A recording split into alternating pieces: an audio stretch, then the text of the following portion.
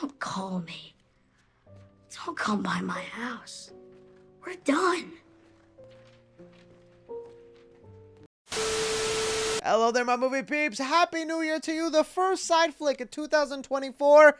Let's just dive into the juicy stuff. Oh, and we got some incredibly exciting things to talk about here today. For one, guys, we have another Mickey Mouse horror movie that got announced, believe it or not. We got Jack Black confirmed to be in the live-action Minecraft movie, and I'm kind of shocked at who he's playing. Executives at Blumhouse saying that they have not greenlit Five Nights at Freddy's 2 yet? What? That alone with so much more. You guys know the drill. Leave your opinions down below. Subscribe if you haven't already, and well, let's just dive into the first story. And well, the first thing I want to get into is setting the record straight because I unfortunately gave you some news that was wrong. Oh, I didn't mean to start the new year this way. I'm just trying to correct things. As you guys know, in the last side flick, I talked about how some scoopers were mentioning a couple of villains and possible characters that might show up in Matt Reeves' The Batman Part 2. That included stuff like having Dick Grayson Robin in there, Scarecrow, Clayface, Hush, and even Professor Pig. It all kind of sounded crazy, but it seemed like maybe Matt Reeves could make that work. Well, somebody flat out asked James Gunn about this,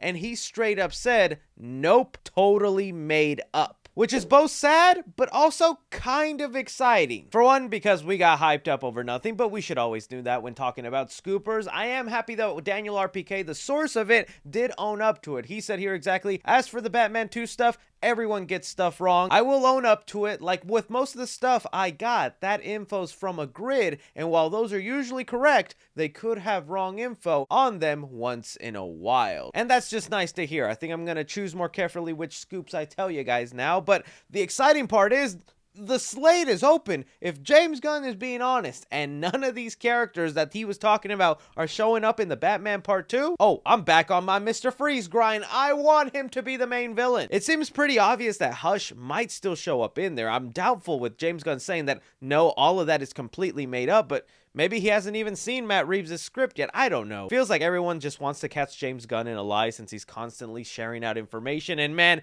if any of these characters do end up in the Batman Part 2, it's not going to help with people calling James Gunn a liar. But I don't want to do that here. I want to believe the guy's telling us the truth, and sucks I'm not going to get Robin in the Batman Part 2. I was really excited about that. But now we're kind of at square one, and this makes the Batman Part 2 even more exciting because now it looks like we don't know anything about this movie. So now with James Gunn mentioning everything that we have heard from characters and villains showing up in this movie is wrong and completely made up, who do you think is going to be the villain or people that show up in the Batman Part 2? Like I said, back on that Mr. Freeze grind. Moving on here, we have Jordan Peele giving us the smallest details about his next upcoming horror movie. And well, a new Jordan Peele horror movie around the corner, we gotta be excited. In an interview with the Conan O'Brien podcast, he kind of dished a little bit on what he's doing with his next movie, saying, this has been, obviously, it's been an interesting year because the writer's strike had me in a state of listening, and that's where I need to be. I do feel like my next project is clear to me, and I'm psyched that I have another film that, you know, could be my favorite movie if I make it right. And thus the hype, speculation, and wondering begins for another Jordan Peele horror movie. You know, over the years, with him now releasing 3 movies and people getting a taste of what Jordan Peele is like behind the director's chair, there are 2 camps. There are people like me who get excited, are wondering what the next plot point is going to be, what he's going to tackle, what interesting thing is going to do, and then there's other people that go, Jordan Peele's overrated. Why do y'all get hyped for this? The man's not even a good director. Like,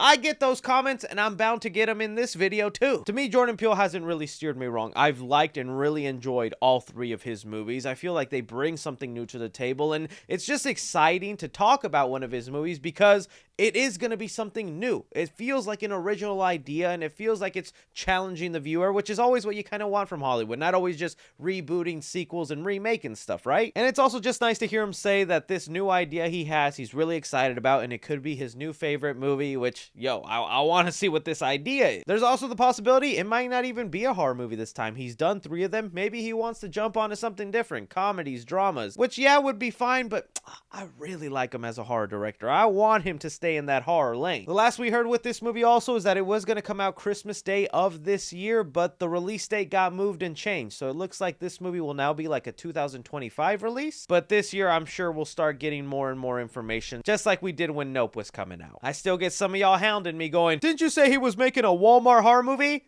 all the information in that video was actually correct, but they changed Walmart to Fry's, and instead of us thinking that the electronics employee was the main character, he was a supporting character. I didn't steer you wrong. I'll tell you when I get things wrong, I'll be honest. What are you hoping for with the next Jordan Peele horror movie? And while moving on to talk about some Five Nights at Freddy's here, I think a lot of us are excited for what FNAF 2 news we get, but the first batch of news we weren't expecting to get is for a Blumhouse executive to tell us sequel's not happening, bruh. In an interview with Collider, Ryan Turk, who's one of the main executives at Blumhouse and handles a lot of their projects, he was kind of talking about what Blumhouse has been doing lately with their upcoming Night Swim movie, the Megan sequel they're working on, as well as their Dead by Daylight horror movie that they also have in the works. And well, obviously he was asked about the status of Five Nights at Freddy's 2 because that was the highest grossing horror movie of 2023. Of course they're going to want to make a sequel and continue this trilogy. And well, he responded with, that movie made so much money. It was a huge success, and we are grateful for that.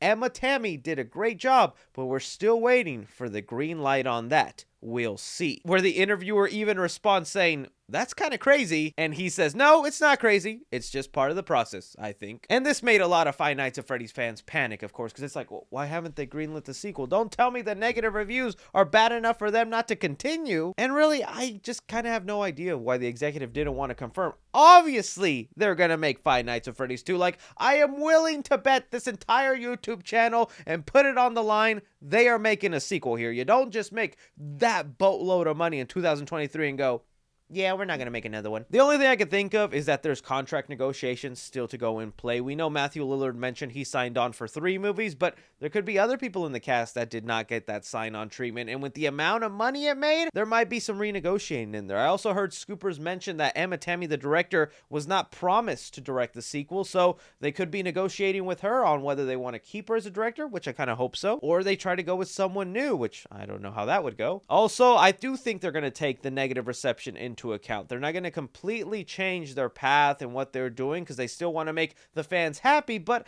I think they still would like to see, you know, critics give it a good score and maybe the movie's being worked on a little longer, being polished up so it could be presented in a much more nice way. So any Five Nights at Freddy fans freaking out seeing these headlines that the movie hasn't been greenlit, that it's not happening, the movie's going to happen. It's just a matter of a patient waiting game. I don't think it's going to take 7 years like the last Five Nights at Freddy's movie, but we're for sure not getting it as fast as we're used to with Blumhouse sequels like one year after another. This might be coming in 2025, and hey, that just makes it exciting to wait for it. Let me know why you think the Blumhouse executives are saying they haven't greenlit a sequel when it's obvious they're making a sequel. Bringing us here to talk about some Mickey Mouse horror. 2024 got started in a really weird way. On day 1, where Steamboat Willie, that version of Mickey Mouse, became public domain to where anybody can make movies, TV shows, video games about him, people were ready and waiting. We had the video game Infestation 88 get released, where it's a co-op player game of you trying to get rid of a rat infestation where a mutated Mickey Mouse is there. Then we got the horror movie for Mickey's Mousetrap that is just a typical slasher movie of a guy in a Mickey Mouse costume going and hunting down some teenagers in this arcade. And we thought that'd be the end of it, you know? When something becomes public domain, you just turn it into a horror character. That's what happens. Oh, but there's so many other people that want their hands at Mickey Mouse being a horror icon. Variety here reported and announced another Mickey Mouse horror movie that is being worked on, with the article headline saying Steamboat Willie horror film announced as Mickey Mouse enters public domain. This is your first look image of what they're going for with this horror movie, and already, I think it sounds like a much better idea than the last horror movie, than the horror movie who just revealed its trailer. The plot of this one is a sadistic mouse will torment a group of unsuspecting ferry passengers. Production is set to begin in the spring. And that's kind of what I was complaining about with that other horror movie. It's like there's no creativity. It's so unoriginal. Just a guy in a Mickey Mouse mask holding a knife slashing people. Do something with the property, investigate a little bit more into the story. Don't just have someone look like Mickey Mouse and automatically make them a slasher. Do something fun. And well, here, this one took it a little step further. We're still gonna have something or someone that looks like Steamboat Willie Mickey Mouse holding a knife slashing people, but at least they're playing into the steamboat aspect. It's gonna be a person on a boat, on a ferry, a bunch of passengers. At least it's an enclosed area, so that already kind of gives it a horror vibe. I'm also liking that this is from the producers who made Terrifier 2, so, you know, there could be something there, but then again, it's also the producers behind the the mean one, which was the Grinch horror movie, and yeah, that was something. I'm not going to say it was amazing or fantastic, but it was definitely funny. The description of this movie from the director says, Steamboat Willie has brought joy to generations, but beneath the cheerful exterior lies a potential for pure, unhinged terror. It's a project I've been dreaming of, and I can't wait to unleash this twisted take on this beloved character to the world. Look, again, I'm going to set standards extremely low for this movie because we know how these indie horror fairy tale icon creatures go. They look like they were made on $50, but if they can kind of capture the vibe that this image is going off of, and maybe they could put some prosthetics and make a person actually look like a disgusting real life mouse instead of just a latex plastic mask, maybe this could be something enjoyable. But this is the trend and it's not stopping. How are you feeling about it? Moving on here, though, to an update concerning the live-action Minecraft movie, and it is an exciting update. So as you guys know, Warner Brothers is making a live-action Minecraft movie. It is said to be starring Jason Momoa. It's also being directed by Jared Hess, who did Napoleon Dynamite and Nacho Libre. That kind of is the part that most excites me about this movie, because those are two films I quite enjoy, specifically for their comedy. And, well, today it got revealed, Jack Black joins Jason Momoa in the Minecraft movie. Now, when this article first came out, I was already jumping up and down. I was happy. Who doesn't love Jack Black? But I was also curious, man, I wonder who's he gonna play? You know, is he gonna like lend his voice to the Ender Dragon? Is he gonna play the little dog in there? Is he gonna play a creeper? Or is he just a completely different role that we're not expecting? And the article updated with who he's actually gonna end up playing in the movie, and Jack Black will be playing the character of Steve. Now, if you're not that knowledgeable in Minecraft, that's okay. Steve is essentially like one of the default skins you get when you play Minecraft. So in a weird way, it's like saying Jack Black is the main character of this movie. He's playing Steve, which only made it that much more weird because we had always thought Jason Momoa was the main character of this movie. Now it's like, oh, so Jack Black is actually the main character, or it'll be a combination of the two? Who's Jason Momoa playing, actually? We don't know that part yet. But Jack Black playing Steve, this changes my entire mind of what I was thinking the Minecraft movie to me. I thought it was going to be kind of the thing where it's like a group of kids, you know, playing Minecraft in the real world. Something happens, they get sucked in, and then they're in this blocky universe, and it's like, oh, this is trippy, this is weird. But now I'm starting to wonder if we're just going to start point blank, almost like in the Mario world, where we're already in the Minecraft universe. There's worlds out there. We're just seeing how they live. It's not that whole jumping into reality or the Minecraft world, and Jack Black is just lending his voice to Steve. That's what it seems like they're going with, which just imagining the realistic live action approach they're going to take to those blocky characters.